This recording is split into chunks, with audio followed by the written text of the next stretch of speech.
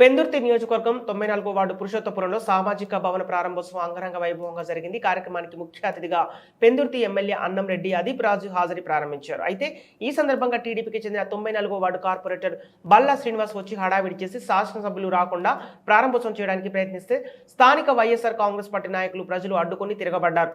గ్రామస్తులందరూ కూడా తెలుగుదేశం పార్టీ నాయకులు చేసిన ఈ పనిని తీవ్రంగా ఖండించి ఇలాంటి పనికిమాలిన పనులు చేయడానికి తప్ప అభివృద్ధి చేయడానికి ఏ ఒక్కడు ముందుకు రాడని మొహం మీద తిట్టడం జరిగింది.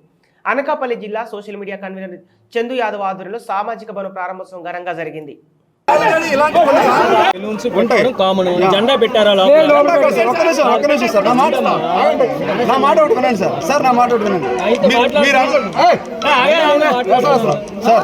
ఇప్పుడు మీరు అన్నది 100% అక్సెస్. ఎక్కడైతే ప్రెమిసెస్ ఉందో ఆ ప్రెమిసెస్ పెట్టుకోవచ్చు. నేను ఏమొద్దాను, నేను అక్కడ ఓపెనింగ్ వస్తాను కదా, నేను ఏ విధంగా రాగలుగుతాను మీరు ఒక్కసారి ఆలోచించాను. ఒక ప్రజాప్రతినిధిగా మీరైనా ఇబ్బంది పడతాను, నేను ఇబ్బంది పడతాను. అదర్ పార్టీ ఉందో నేను ఏ విధంగా రాగలుగుతాను?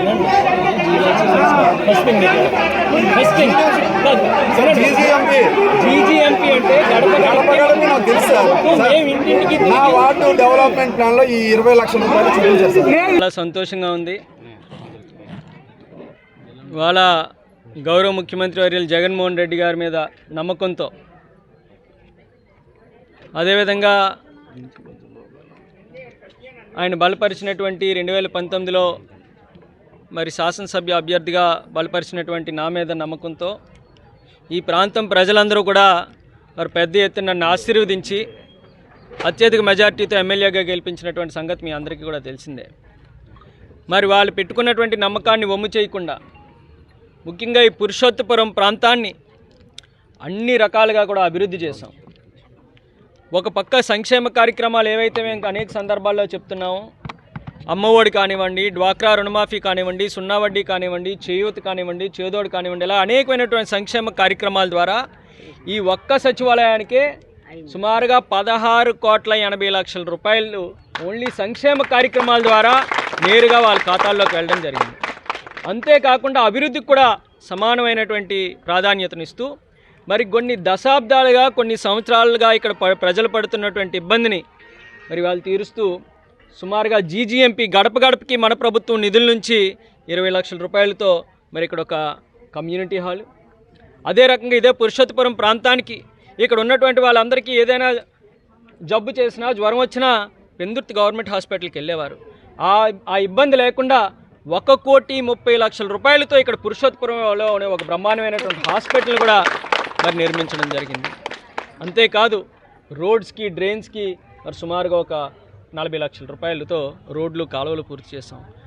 అసలు ఇక్కడ శ్మశాన వాటిక ఒకటి ఉందా, లేదంటే ఇక్కడ ఒక అడవి ఉందా అనేటువంటి పరిస్థితుల్లో ఉన్నటువంటి శ్మశాన వాటికని 40 లక్షల రూపాయలు శాంక్షన్ ఇచ్చి దాన్ని అన్ని రకాలుగా కూడా ఇక్కడ అభివృద్ధి చేసినటువంటి సందర్భం కూడా మీ అందరికీ కూడా తెలుసు.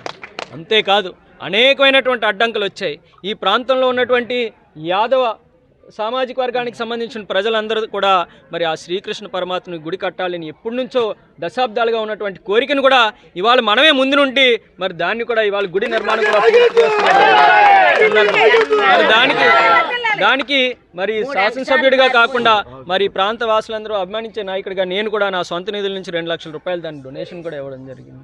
ఇలా అన్ని రకాలుగా. అంతేకాకుండా మళ్ళీ ఇప్పుడు ఇదే పురుషోత్తపురంలో 1,60,00,000 రూపాయలతో మరి కొత్తగా కంఫర్ట్ హోమ్స్కి సంబంధించినటువంటి ఒక రోడ్డును కూడా శాంక్షన్ చేసాం. మరొక 4 రోజుల్లో దాన్ని కూడా శంకుస్థాపన చేస్తాం. సుమారుగా 7 కోట్ల రూపాయలు అభివృద్ధి కార్యక్రమాలు చేస్తున్నాము. 16,80,00,000 రూపాయల ద్వారా సంక్షేమ కార్యక్రమాలు ఇస్తున్నాము. ఇన్ని చేస్తుంటే ఇవాళ దీన్ని ఓర్చుకోలేక, తట్టుకోలేక ఇవాళ చేస్తున్నటువంటి పరిస్థితులు మీరు అందరూ కూడా చూస్తున్నారు. టీడీపీ వేపగుంట నుంచి కొన్ని రౌడీ మోకలను తీసుకొని వచ్చి కట్ చేయాల్సిన రిబ్బన్ని చేతితో పట్టుకొని లాగేటువంటి పరిస్థితులకు వచ్చారు అంటే వాళ్ళు ఎంత అహంకారంతో ఉన్నారనేటువంటిది గమనించాలి. ఖచ్చితంగా ఇటువంటి వాళ్ళ మీద ఏ స్థాయిలో ఉన్నటువంటి వాళ్ళ మీద యాక్షన్ తీసుకుంటామో, చట్ట ప్రకారంగా వాళ్ళ మీద చర్యలు కూడా తీసుకునే కార్యక్రమం కూడా చేస్తామని చెప్పి తెలియజేసుకుంటున్నాం. మేము కూడా ఎందుకలే అందరం ఒక ప్రాంతం వాసులమి, ఇప్పుడు కూడా ఇటువంటి గొడవలు ఏవి కూడా చేసుకోకూడదు, ప్రశాంతంగా ఉండాలి, రాజకీయాల్లో చూసుకోవాలని ఓపికగా ఉంటున్నాం. కానీ దాన్ని చేతకానితనంగా తీసుకొని ఈ రకమైనటువంటి చర్యలు చేపడితే మాత్రం ఉపేక్షించేటువంటి పరిస్థితులు ఉండవు. ఖచ్చితంగా చట్టపరంగా వాళ్ళ మీద కూడా చర్యలు తీసుకుంటాము. ఏదేమైనప్పటికీ కూడా ఈ పురుషోత్తపురం ప్రాంతాన్ని గత 20-25 సంవత్సరాలుగా ఎవరూ చేయలేని పనులన్నీ కూడా ఈరోజు మేము చేసాం. మేము గర్వంగా చెప్పుకొని ప్రజల్లోకి వెళ్తామన్నటువంటి కూడా తెలియజేసుకుంటూ